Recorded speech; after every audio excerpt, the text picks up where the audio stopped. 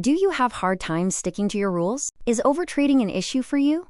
Did you ever hit the wrong button and send a larger order to the market, breaking a prop firm's rule? Are you repeatedly trying to pass evaluation accounts? Did you ever feel you should stop trading for the day, and you actually could stop for a while but eventually enter to trade again like it's an addiction? Then the Lockout Manager is the right tool for you.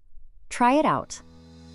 If you watched the Lockout Manager's promo video, you saw the cat tabbing on the keyboard and sending a 100 lot order to the market in the trader's absence. As the trader realizes what happened, he's utterly shocked. But the cat, some call it the monkey inside of us, is part of the trader. The experienced trader in the final stage is your objective. He's aware of himself and caresses his cat. He knows the monkey inside of him and knows how to deal with it. Becoming a disciplined trader is by no means an easy task. It's not just a matter of technical skills, it's also a matter of psychological resilience.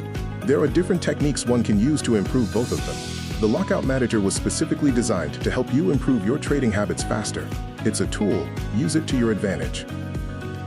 The Lockout Manager allows you to set automatic rules to lock you out from selected accounts. This way, you're essentially forced to stick to your rules. But it also allows you to manually lock accounts when you feel it is time to. The automatic lockout is appropriate for less experienced traders to help them digest the inconvenient event without blowing their account. For more advanced users who are already disciplined, the direct lockout button is the way to go.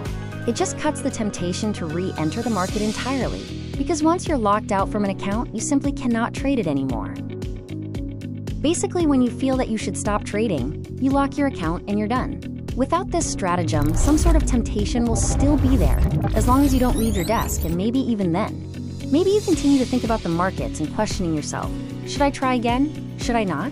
By locking you out from the account, you remove the temptation at all, and can use the rest of the time to analyze markets or just recharge your energy for the next day. Consider the Lock Me Out Now button as a kind of stratagem by which you effectively do what Ulysses did when he ordered his crew to lash him tightly to the ship's mast without releasing him, no matter how much he begged. This way he could survive despite the temptation of the sirens' voices. In fact, markets have similar effects on humans as sirens had in Greek mythology.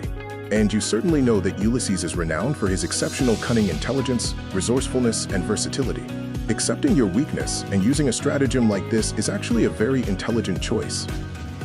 Just click on this button, select the account or the accounts you want to lock, the lock period, be it the rest of the day or a period of time, confirm that you know what you're doing, and you're done. Actually, locking an account for a few hours and not for the whole day might also be a good choice. This allows you to take some distance from the market until the environment shifts. But if you're a less experienced trader and still don't recognize when you're overtrading or when the loss limits you set for yourself are reached, then the automatic lockout conditions are the way to go. It's basically an automatic risk manager for you, and I guess fake prop firms don't like it because it disrupts their primary business. To activate the automatic lockout conditions, just click on the gear icon, which opens the account's lockout configurator window. You can set different rules for each account. Let's see the available options. First, as with the immediate lockout, set the lockout period. You can set it for the rest of the day or for a time period of hours and minutes. This field is just a filter to ease the configuration in case you have many accounts to manage. Only accounts that are selected will be enforced. Enforced means that the account is monitored for the set conditions, and if any condition is met, the account will be locked out. The checkbox above selects all visible accounts, so if you use the filter, all filtered accounts are going to be selected or deselected. And, by the way, to select an account, at least one condition must be set. Before analyzing each condition, let's spend a few words on the fill freezer feature.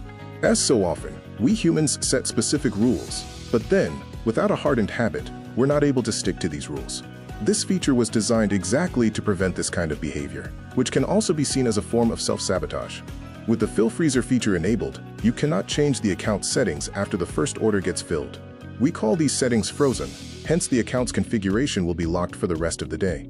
Frozen configurations will stay frozen for the day, not just for a time period. In other words, by flagging this checkbox, you can change the lockout conditions of the corresponding account only as long as no order gets filled. Once an order is filled, you're forced to stick with your chosen lockout conditions. Now let's get into the conditions. The first 4 columns let you set the max allowed drawdown of each account. The daily max loss on position close determines the maximum allowed negative P&L based on the account's starting balance. A value of 0 disables this condition. On position close means that the condition is evaluated when a trade is completed, not while the position is running. There can be other running positions on other instruments, but when any of the positions is closed, the resulting P&L will be checked against this limit. For example, if you set this value to 1,000 and you enter a trade, as long as the position is running, the account balance can drop by 2,000 and more, and nothing happens. If you open another position, and in this position the P&L increases by 2,000, the account is essentially flat. Minus 2,000 in the first position, plus 2,000 in the second position equals 0. But as soon as in this situation, the first position is closed with the negative P&L 2,000, which is more than the set value of 1,000, the account is locked. This is because this condition considers only the realized P&L.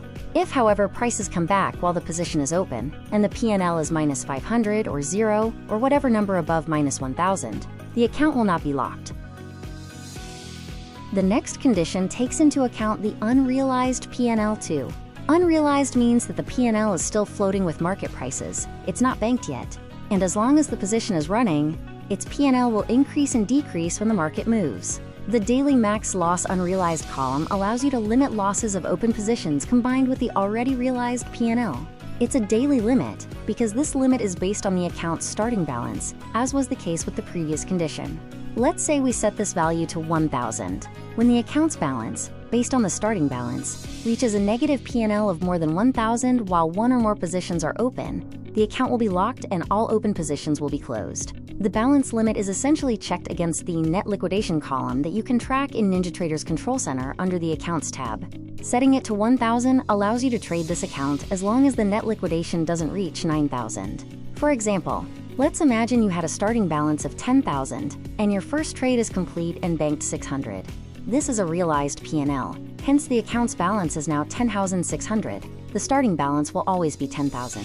Now suppose you enter two new positions, and after a while, one results in an unrealized positive P&L of 1,000, and the other one in an unrealized negative P&L of 2,500. The account will not be locked yet, because plus 1,000 minus 2,500 equals minus 1,500. And since you have a realized positive P&L of 600, the account's balance as a whole, the net liquidation, is still 9,100. The account is still above the set limit. Hadn't you realized 600 before, the account would have now been locked. As always, a value of 0 disables this condition. Let's move on to the next column, called Trail Drawdown on Position Close. This value sets a loss limit that trails when an account's realized balance increases. As with the daily loss limit on position close, this condition is evaluated when a trade is complete, when a position is closed, not during running positions. If we set this to a value of 1,000, each time you close a position with a positive P&L, the account's balance limit will be trailed. Obviously, only if the realized P&L as a whole is higher than the previous P&L. For instance, if you have a starting balance of 10,000, the balance limit is set to 9,000. If you take a trade that brings you in 500, the limit will increase by 500, so now the account's balance limit is set to 9,500.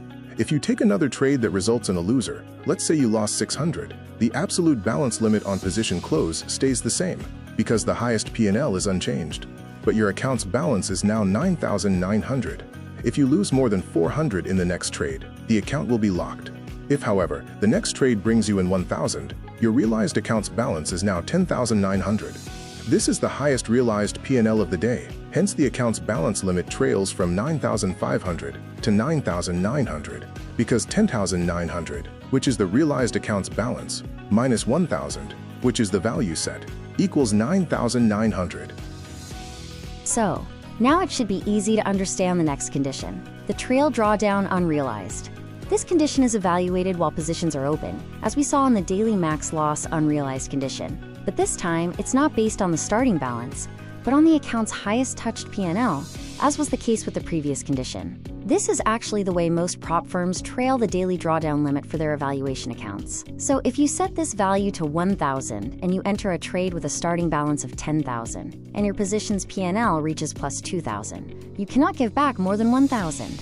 Hence, to avoid a lockout, you must close the position before the unrealized P&L goes back to only plus 1,000, since the net liquidation limit is now set to 11,000, because 10,000, which was the starting balance, plus 2,000, the unrealized P&L, gives 12,000, minus the drawdown limit set to 1,000 results in a balance limit of 11,000. Let's move on to the next conditions. These are easier to understand because they are based on the count of completed trades. A trade is complete when a position is closed. Adding to a position is not considered a trade, and the same way scaling out does not count as a trade. If you open a trade buying one and later add another contract, the trade is not yet complete. If you then sell one contract, you effectively scaled out, but the trade is still on. Only when the last contract is closed, the trade is complete. So let's start with the easiest condition, the max trades condition. This condition limits the amount of trades you are permitted to take. If you set this value to 10, only 10 trades can be taken. As soon as you close the 10th trade of the selected account, the account will be locked. The two conditions in the columns before are based on losing trades. What is counted as a losing trade depends on the values you set in the loss type and the loss amount column. This was introduced to give the user enough flexibility to adapt the configuration to its trading style. You probably don't want to consider a trade that lost $10 or a few ticks as a losing trade, and you probably wouldn't define a trade that realized a profit of $10 or a few ticks as a winning trade. So first you set the loss type value, which determines how the following column loss amount is to be interpreted. You can choose between money and ticks. If you set it to money, the loss amount value must be expressed in monetary terms, typically a dollar amount. If you set it to ticks, the loss amount will use ticks instead of money. This being said, a losing trade is defined as a completed trade that realizes a loss greater or equal to the defined loss amount, be it in money or ticks. Personally, I prefer to use money to distinguish losers from winners or neutral trades, because using ticks can be misleading since the tick value is different for each instrument. For instance, the S&P 500 futures contract with symbol ES has a tick value of $12.50. The NASDAQ futures contract with symbol NQ has a tick value of $5. So if we set the loss type to ticks and the loss amount to 2 ticks, a losing trade in the ES would be a trade that loses at least $25. In the NQ, it would be a trade that loses at least $10. This doesn't sound very consistent. Anyway, the option is there, and you can choose one or the other. Let's use the money option here. If you set the loss amount to 26, only trades that lose at least $26 are counted as losers. In the ES, you'd have to lose at least 3 ticks, because 2 ticks is 25, which is less than 26. In the NQ, you could lose 5 ticks, and it's still not a loser, because 5 times $5 is $25, which is less than 26. A trade that loses less than 26 is considered a neutral trade.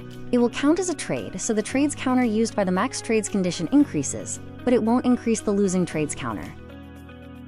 Now let's see the max losers. The max losers column lets you limit the number of losing trades you're willing to accept. If you set this value to 5, as soon as the 5th closes and is counted as a loser, the account is locked. This condition doesn't limit the absolute number of trades. It limits only the number of losing trades, consecutive and not consecutive. The next column limits the number of losing trades in a row. By this value, you effectively limit the number of consecutive losing trades.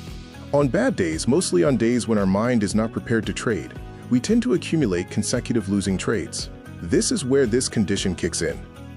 The consecutive losers counter resets whenever there's a winning trade in that account.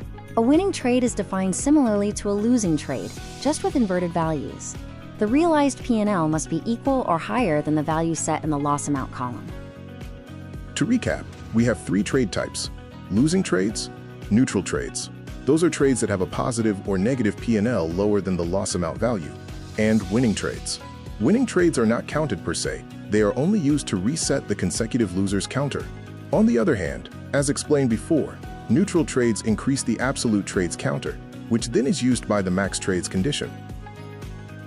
The last 2 columns are not lockout conditions. They are a protection feature. This can be very helpful to prevent silly rule breaks when trying to pass evaluation accounts. Every prop firm limits the number of allowed contracts that a trader is permitted to enter at the same time. Some prop firms have an automatic limit implemented, hence orders that exceed this limitation are simply rejected. This is how real brokers act when the margin requirements are not met. But some prop firms, the less serious ones I'd say, consider entering more contracts as a rule break, which causes you to lose the account. Some prop firms do this also with the full or pro accounts or whatever they call them, which is very disgusting. Advanced traders tend to use programmable keyboards or shortcuts by which they set the order size they intend to use. If you inadvertently activate the 5-lot order size and then hit the order button twice, you're in with 10 lots even if you intended to be in with 2 lots, and so a rule is broken. So the last 2 columns, max full contracts and max micro contracts, prevent you from entering more lots than you're allowed. It limits the overall number of contemporarily open contracts. This feature is only available for listed futures contracts. The symbols can be seen in the columns tooltip, and you can set 2 limits. One for full contracts, typically the E-mini contracts like ES, NQ, etc., and one for the micro contracts. These are the contemplated micro contracts. When the set limit is exceeded, the order will simply be rejected before being sent to the market or the prop firm's account. Beware that the 2 limits are not combined, which means that if you set a limit of 5 full contracts and 50 micro contracts, the limits will be triggered if you enter more than 5 full contracts or more than 50 micro contracts, not if you enter 50 micro and 5 full contracts at the same time. This is it. Okay, these were the lockout conditions. You can combine them however you want, but be aware that the corresponding account will be locked when any of the set conditions is met. When finished, if you click the Cancel button, all values you entered will be discarded, and you'll have to enter the parameters again. If you just want to save the configuration for later usage without enforcing an account, you need to confirm the settings, but you can do it by deselecting all accounts so that the conditions will not be enforced.